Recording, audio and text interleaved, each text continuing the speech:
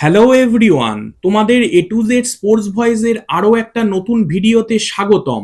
আর আজ আমরা এই ভিডিওতে আলোচনা করব কেকেআর এর নতুন প্লেয়ার নবদীপ সাইনি, যাকে কিন্তু কেকেআর হর্ষিত রানার রিপ্লেসমেন্ট হিসেবে দলে নিয়েছে। সেই প্লেয়ারটি কেমন এবং এই প্লেয়ারটিকে দলে নেওয়ায় কেকেআর এর দল কতটা শক্তিশালী হলো কিংবা দুর্বল হলো, কি হলো, সেই নিয়েই তোমাদের ডিটেলস আপডেট দেব।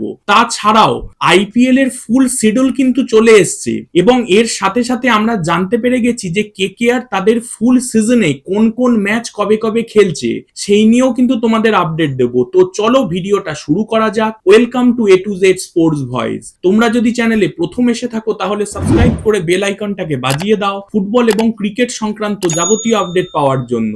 আর ডেইলি আপডেটেড থাকার জন্য আমাদের আদার social media ID Facebook, Insta এগুলোকে ফলো করে রাখতে পারো। নাও কাম টু দা পয়েন্ট। দেখো, প্রথমেই যদি নবদ্বীপ সাইনির কথায় আসি, আমার কাছে এই সাইনিংটা কিন্তু একটু সারপ্রাইজিংই।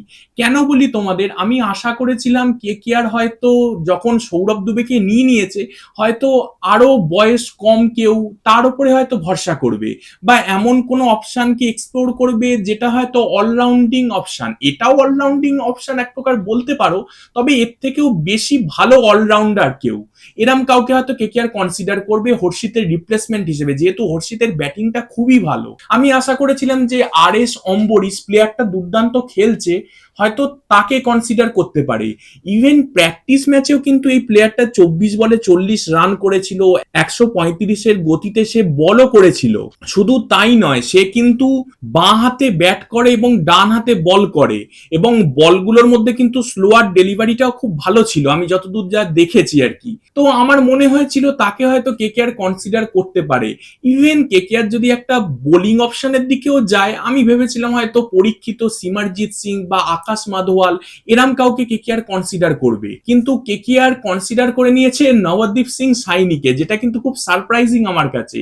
এই সাইনির সাথে তোমাদের যদি একটু পরিচয় করাই, দেখো প্লেয়ারটা 33 বছর বয়স এবং এই প্লেয়ারটা কিন্তু টোটাল আইপিএল এ ম্যাচ খেলেছে 32টা এবং তুলেছে 23টা উইকেট। তার ইকোনমির কথা যদি বলি, সে কিন্তু 8.88 ইকোনমিতে বল করেছে এবং সে কিন্তু রান খায়। আরসিবিতে যখন সে খেলতো তাকে কিন্তু মানে এক প্রকার রান মেশিন হিসেবে কনসিডার করা হতো, মানে এটা সমর্থকদের মুখে, আরসিবি ফ্যান যারা তাদের মুখে থেকেই আমি শুনেছি রান মেশিন হিসেবে কনসিডার করা হতো। তবে আশা করি সে কেকেআর এসে ভালো খেলবে। তবে ভালো খেলবে কি করে বলবো, দেখো, কারণ ইডেন গার্ডেন্স এখানেও কিন্তু প্রচুর রান ওঠে, আমরা জানি এই ঘটনাটা।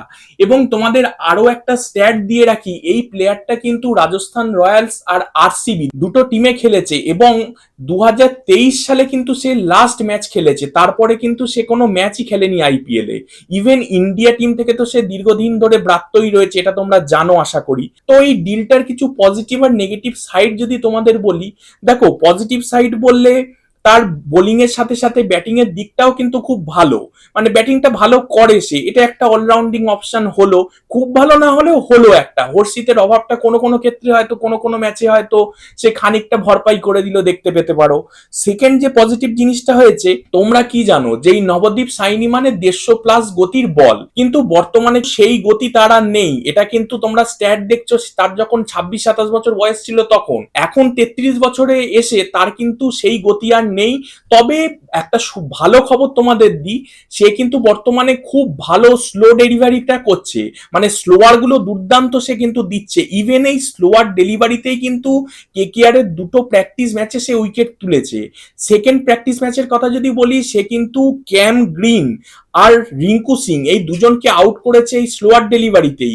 ইভেন সে কিন্তু 4 ওভার বল করে 49 রান দিয়েছে। দেখো রানটার দিকে দেখো না, তার উইকেট গুলো কিন্তু ভালো ছিল এবং ফার্স্ট প্র্যাকটিস ম্যাচেও কিন্তু সে ফিন অ্যালেনকে তুলে নিয়েছে। সুতরাং বুঝতেই পারছো যে প্লেয়ারটা কতটা ভালো, মানে স্লোয়ার ডেলিভারিটা তার কিন্তু যথেষ্ট ভালো হচ্ছে, এটা কিন্তু বোঝা যাচ্ছে যে পরের পর উইকেট তোলা। ফিন অ্যালেন যথেষ্ট ভালো ব্যাটার, ইনফর্ম ব্যাটার।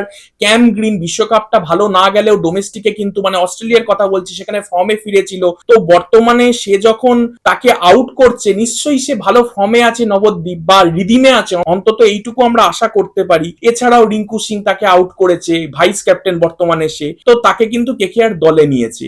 আরো একটা পজিটিভ ব্যাপার কি বলতো, সে কিন্তু বিজয় হাজারে ট্রফি সেখানেও কিন্তু মোটামুটি ভালো ফর্মে ছিল। তো আশা করতে পারো সে অন্তত এই সিজনটায় কাজ চালিয়ে দেবে। আর কিছু নেগেটিভ পয়েন্টের কথায় যদি আসি, তার একটা কিন্তু এজ ফ্যাক্টর রয়েছে, বুঝতেই পারছো 33 বছর বয়স, সুতরাং এজটা কিন্তু তার ফরে নেই, তার সাথে কিন্তু এজ যাচ্ছে না। এরম হতেই পারে যে তার সাথে কিন্তু হয়তো ইনজুরি কনসার্ন থেকে গেল, এটা তোমরা দেখতে পেতে পারো। এছাড়াও আরেকটা ব্যাপার কি বলতো, তার কিন্তু 2023-এর আইপিএল এর পর থেকে তাকে আর আমরা মাঠে দেখিনি, আইপিএল এ খেলতে অন্তত দেখিনি। সুতরাং এই যে দীর্ঘ সময় আইপিএল না খেলা, এর মধ্যে কিন্তু অনেক জল গঙ্গা দিয়ে বয়ে গেছে, তাকে কিন্তু সেই ফর্মে তোমরা নাও দেখতে পেতে পারো। হ্যাঁ, তার বর্তমানে সে উইকেট নিচ্ছে, কিন্তু প্র্যাকটিস ম্যাচ আর অফিসিয়াল ম্যাচ দুটো কিন্তু আলাদা ভাই। তো আশা করি সে নিজেকে প্রমাণ করবে, আমাদের ভুল প্রমাণ করবে, এটা আশা করি। তবে মানে সবটাই কিন্তু ভগবানের নামে ছেড়ে দিতে হবে এক প্রকার। যেমনটা তোমাদের বলেছিলাম যে আইপিএল এর শিডিউল কিন্তু চলে এসছে, এবং কমপ্লিট শিডিউল, এবং তার সাথে সাথে কেকেআর তাদের ফুল সিজনের কোন কোন ম্যাচ তারা খেলবে সেই শিডিউলও কিন্তু আমাদের হাতে চলে এসছে। তো চলো স্ক্রিনে ভাসিয়ে দিচ্ছি, তোমরা দেখে নাও। আশা করি কেকেআর যদি এই 14টা ম্যাচের মধ্যে অন্তত 8টা ম্যাচ জিততে পারে, প্লে অফটা অন্তত এক প্রকার কনফার্ম হয়ে যাবে। তারপর দেখো দেখা যাবে, প্লে অফে উঠলে অনেক কিছুই হতে পারে, তখন কোনো আর ইকুয়েশন চলে না, তখন যেদিন যে টিম ভালো খেলবে সেই টিম জিতবে। তো চলো, তোমাদের যদি ভিডিওটা ভালো লেগে থাকে তাহলে সাবস্ক্রাইব করে বেল আইকনটাকে বাজিয়ে দাও, লাইক করো, কমেন্ট করো, শেয়ার করো। Thanks for watching. জয় হিন্দ, জয় ভারত।